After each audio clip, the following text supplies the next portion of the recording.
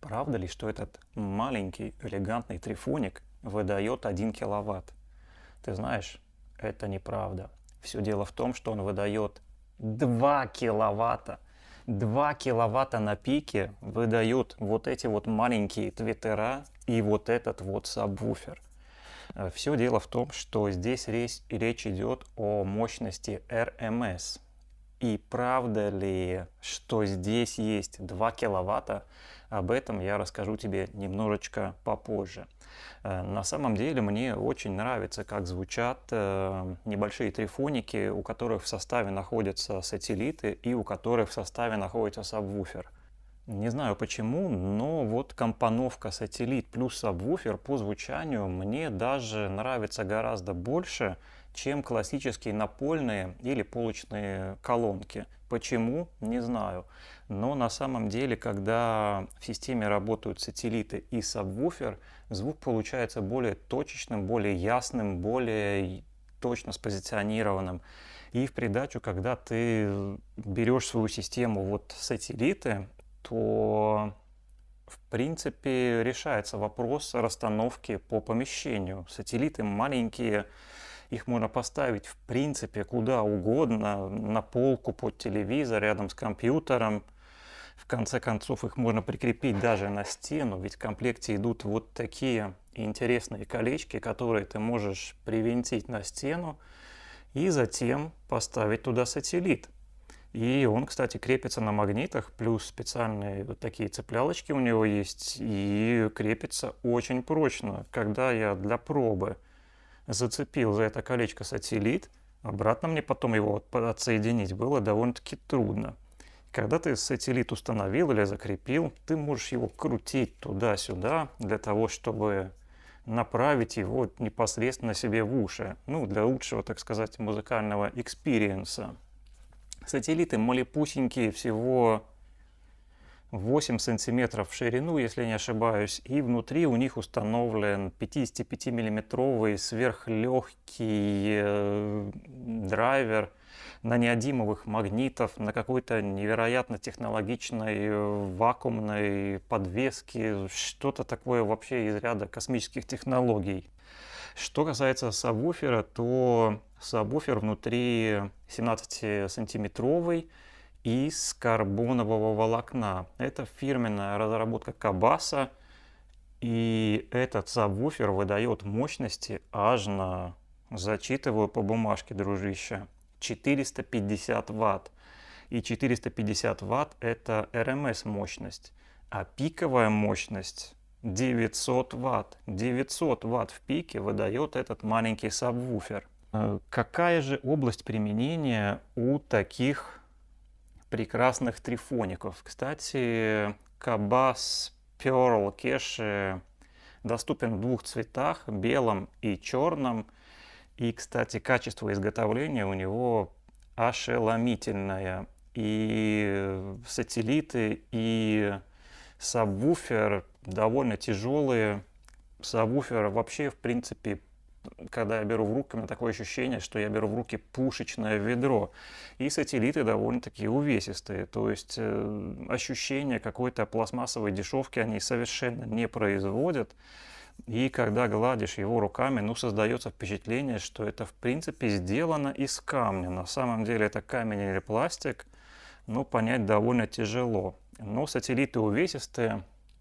Интересно, что когда ставишь их в помещение, ну, где-нибудь на полку, где-нибудь рядом с какими-то другими вещами, то если твой интерьер достаточно не перегружен вещами, то эта система видна довольно хорошо.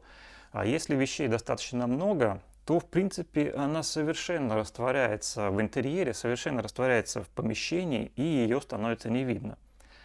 Да, кстати, я стал говорить о том, какая же область применения у такого активного трифоника. Ну, во-первых, ты можешь использовать этот трифоник как десктопную акустику рядом с компьютером. Во-вторых, ты можешь ставить ее рядом с телевизором и использовать в составе домашнего кинозала. Ну, как саундбар, что-то типа того. Ну, во-вторых, ты можешь ее установить просто там, где тебе удобно, и просто слушать музыку. Какая же еще область применения у этого трифоника? Ты можешь его подарить кому-нибудь. На самом деле Кабас идет в очень шикарной черной коробке. Эта коробка — это просто какое-то заглядение, ребята. То есть прийти в гости с такой коробкой и подарить любителю музыки вот такой подарок, на мой взгляд, это очень солидно и очень здорово. Потому что дарить хорошие вещи всегда приятно. Сейчас я покажу тебе, что находится в коробке.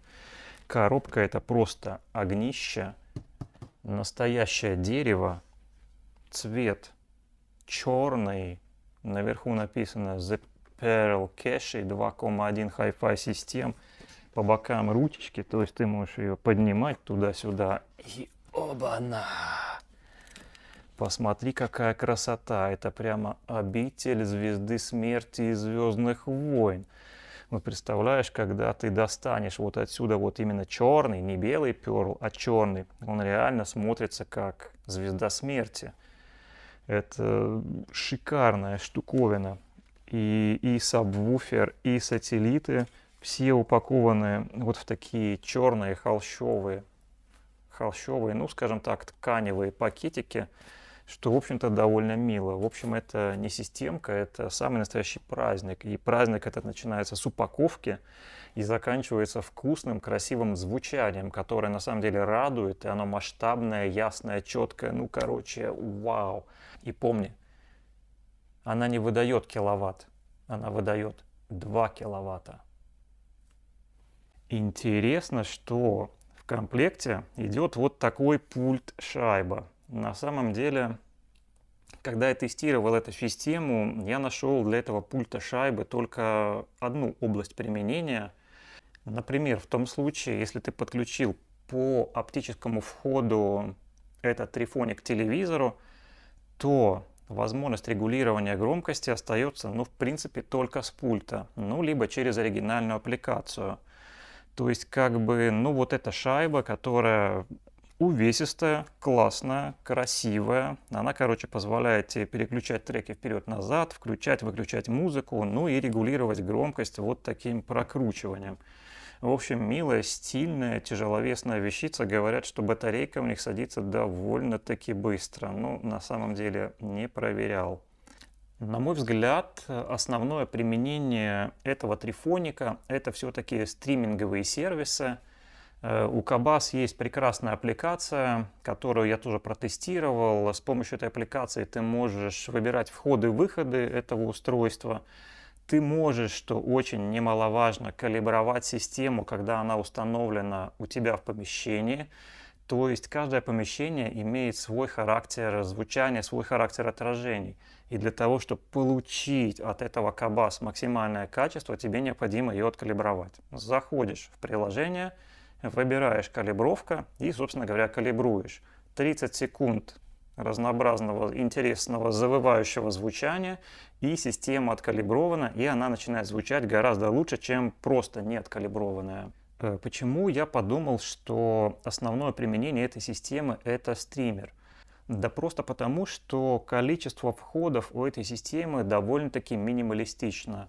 В принципе, ты можешь подключиться по Bluetooth. Как звучит эта система по Bluetooth, я расскажу тебе немножечко позже, когда буду рассказывать про звук. Ты можешь подключить его по оптическому входу, ты можешь подключить ее по RCA входу, ой, не по RCA, по 3,5 джеку.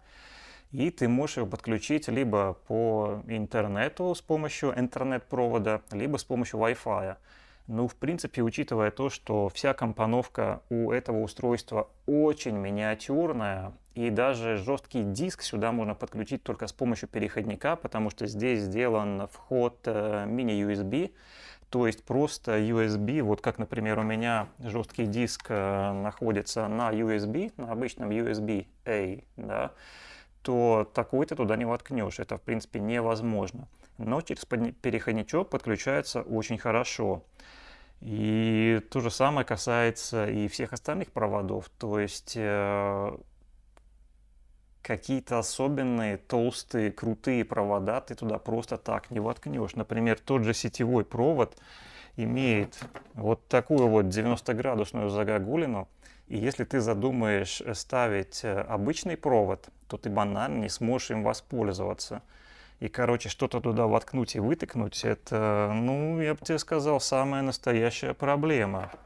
Ну вот, кстати, в комплекте идут переходнички. Вот переходничок для подключения micro-USB и простого USB, ну, чтобы подключать USB-накопитель, флешку там или жесткий диск. И с помощью такого переходничка ты можешь воткнуться в КАБАС и уже подключиться к своему RCA-проводку, если тебе это будет надо. Ну, кстати, вот эти вот проводки довольно-таки скромные, простенькие, дешманские, я бы так сказал. А вот сетевой провод, покрытый тканевой плетеночкой, выглядит очень хорошо, аккуратно и на самом деле солидно. Итак, аппарат при подключении жесткого диска читает MP3, читает WAV, читает DSD. Ну, короче, на моем жестком диске с 2 терабайтами музыки, которые я подключил к нему, он прочел практически все, ну, за исключением некоторых каких-то папок. Почему он их не прочитал, я не знаю. Конечно же, он с помощью файла QUI не разбивает большой флаг-файл на отдельные композиции, этого делать он не умеет. Те музыкальные файлы, которые уже разбиты и разрезаны, те он видит прекрасно читает. По качеству музыки, что играет лучше, стриминг или жесткий диск, я тебе расскажу тогда, когда буду рассказывать про звучание этого трифоника. Что касается стримеров, которые вшиты у него внутрь, ты можешь пользоваться Дизером, ты можешь пользоваться Tidal, ты можешь пользоваться интернет-радио. Короче говоря, все технические характеристики, пожалуйста, посмотри по ссылке в описании. Итак, внутри этой активной системы установлен ЦАП, установлен Bluetooth приемник, установлен Wi-Fi приемник, установлены 3 усилителя. То есть 2 усилителя работают на сателлиты, и 1 усилитель работает именно на сабвуфер. Интересно, что RMS мощность сателлитов составляет 300 Вт, а RMS мощность самого сабвуфера составляет 450 Вт. То есть все вместе это дает RMS мощность 1050 Вт. И при RMS выходной мощности 1050 Вт этот трифоник выдает на пике звуковое давление 115 дБ. Представляешь себе, в принципе, на пике ты можешь почувствовать себя так, как на самом настоящем концерте, потому что обычно звуковое давление на концертах составляет порядка 100, 110, 120 дБ, то есть оглушающий звук. Ну так вот, так этот маленький трифоник вполне способен этого достигнуть. Интересно, что потребляет он при этом 1400 Вт, то есть практически 1,5 киловатта. И, проведя элементарные вычисления, мы получаем, что КПД, то есть коэффициент полезного действия встроенных усилителей, составляет порядка 75%, что, в принципе, совершенно нормально для усилителей класса D, потому что в среднем их КПД составляет порядка 80-90%. Но здесь необходимо учитывать, что часть энергии аппарат потребляет на Wi-Fi, на Bluetooth, на цифроаналоговый преобразователь и, в общем, на работу с самыми разнообразными интерфейсами, для того, чтобы оно вообще все это работало. И, кстати, при работе он становится таким довольно-таки тепленьким. Пока я гонял его туда-сюда порядка часа, он нагрелся довольно-таки ощутимо. Ну что ж, пришло время рассказать тебе про мощность этого аппарата. Я уже сказал, что она составляет 1050 Вт RMS. Я уже рассказал, что пики мощность, выходная мощность этих колоночек кратковременно составляет порядка 2 киловатт. И главный вопрос, что же такое RMS мощность? RMS мощность расшифровывается как Rated Maximum Sinusoidal, то есть максимальная синусоидальная мощность, которая, как правило, в 2-3 раза выше, чем номинальная. Приведу пример. Например, все знают легендарные советские, латвийские колонки радиотехника S90, и все уверены, что мощность этих колонок 90 Вт. На самом деле нет. Если ты заглянешь в паспорт S90, то ты удивишься, но номинальная мощность колонок S90 составляет всего 35 ваттов, а максимальная пиковая, нет, не пиковая, а именно максимальная мощность составляет 90 ватт. Интересно, что при расчете РМС мощности искажения не учитываются. Главным параметром РМС мощности является то, что устройство должно отработать на этой максимальной мощности порядка 2-3 часов и при этом не выйти из строя. Все. Какое там будет качество звучания, какие там будут искажения, в принципе никого не волнует. И еще один параметр – это максимальная пиковая мощность, которая еще выше, чем РМС в принципе. Но на пиковой мощности устройства работают буквально какие-то миллисекунды, и если заставить их работать дольше, то, скорее всего, они просто сгорят. Ну так вот, при номинальной мощности, как правило, устройство работает в рамках заданных искажений, которые указаны в паспорте.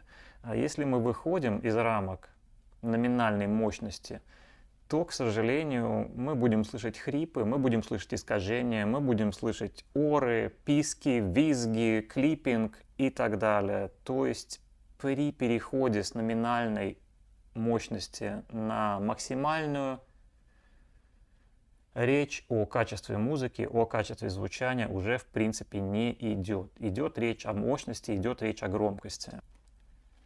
Где же можно послушать эту замечательную акустику? Послушать ее можно в Риге на CSU-33 в салоне High Fidelity. Кстати, шикарное место, и здесь можно сравнить Кабас, Кеш и Pearl с гораздо более старшими моделями. Здесь их целая куча стоит. Ну что ж, пришло время рассказать тебе про звук. Как же звучит Кабаси, Pearl, Кеши. На самом деле первое включение меня удивило своей ясностью, четкостью, яркостью и напористостью. Звучание этого трифоника, вообще просто на удивление напористое. Я не могу сказать, что эта акустика действительно подойдет для очень большого помещения, несмотря на то, что мощность у нее 1050 ватт, то есть целый киловатт. На самом деле лучше использовать эту акустику в помещениях среднего либо малого размера для того, чтобы полностью прочувствовать всю ту мощность и всю то качество, которое у него есть. Звучание ясное, четкое, детальное, разборчивое. Я однозначно не рекомендую эту систему для прослушивания тяжелых музыкальных жанров, потому что при прослушивании тяжелых музыкальных жанров на высокой скорости он начинает смазывать, сглаживать детали, начинает упрощать музыкальную структуру. Но интересно, что при прослушивании инструментала, при прослушивании электронной музыки масштабность, напор, эффект присутствия, который ты получаешь, скажем так, через органы своего звукового восприятия, они настолько реалистичные, что это вовлекает в прослушивание музыки. Не могу сказать, что музыка, которую воспроизводит Pearl Кеши, аудиофилически чистая, прекрасная. Нет, как я и говорил, она ясная, она четкая, она отчетливая, она с окрасом, то есть она немножечко приукрашает середину, она немножечко больше, чем аудиофилические системы артикулирует верх. Она очень мощная, она масштабная. И, например, при просмотре кино создается великолепное полотно, которое дополняет ту картинку, которую ты видишь на экране. При прослушивании музыки он динамичный, он пространственный, то есть ты слышишь слоение сцены в глубину. Это прекрасный эффект, когда ты, например, артистов первого плана слышишь ближе к себе, а музыкальное сопровождение слышишь дальше от себя. И артисты переднего плана, они как бы сфокусированы очень четко, ясно. Один стоит по центру, второй правее, второй, третий левей. А артисты, скажем так, музыканты, которые сопровождают все музыкальное действие, находятся на некотором отдалении и в такой как бы и в таком как бы пространстве, которое, ну, в принципе, оно разрывает, размывает стены помещения, потому что, ну, вот сегодня я прослушивал эту акустику, и сателлит и сабвуфер стояли довольно-таки близко к стене, ну, буквально сантиметров 30. Но, тем не менее, это не помешало мне услышать в глубину пространство порядка 1,5–2 метров. То есть, несмотря на то, что это вот такой вот малыш и класс D, но тем не менее полное музыкальное удовольствие от него ты получить можешь совершенно спокойно. Просто сделай калибровку. Интересно, что при использовании Bluetooth качество звука падает. То есть я категорически не советую тебе подключать эту системку к Bluetooth по телефону, потому что здесь не встроен кодек aptX HD или aptX или японский LDAC, то есть здесь просто Bluetooth 4,2. На этом все. И когда ты подключаешься по Bluetooth, то в принципе качество звука ощутимо снижается. Наибольшее качество звука мне удалось получить при прослушивании музыки с жесткого диска. То есть не со стримера, а с жесткого диска. Потому что при прослушивании жесткого диска пропадает вот эта вот подчеркнутость середины и верха, и звук становится ровным. Не знаю, с чем это связано, возможно, с какими-то внутренними процессами, но именно с жесткого диска звук очаровательный. Даже можно сказать, что он аудиофильский. А если ты пользуешься стримерами, то это вкусный, ясный, четкий, отчетливый звук, который вовлекает, который басовитый, мощный. Интересно, что баса здесь без перебора, он ровный, но он очень энергичный и очень подчеркнутый. Вот. Но так при использовании стримера музыка просто красивая и вкусная. Но это как пища с усилителем вкуса. То есть пальчики оближешь. Короче говоря, звук мне чрезвычайно понравился. Да, кстати, хочу тебе сказать, что канал Premium Hi-Fi развивается, и для улучшения качества видео, для улучшения качества звука мне необходимо обновлять оборудование, на котором я снимаю свои видео. Поэтому под видео есть кнопочка «Спасибо», и все полученные спасибо, все полученные донаты отправляются прямиком на обновление оборудования, на котором я снимаю видео. На этом все, дружище. До новых встреч.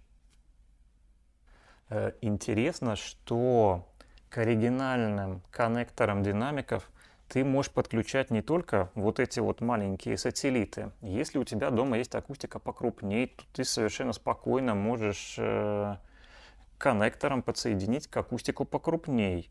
И тогда сабвуфер будет у тебя дополнять ту акустику, которая, например, стоит у тебя дома. А сателлиты использовать, например, в каких-нибудь особых праздничных случаях.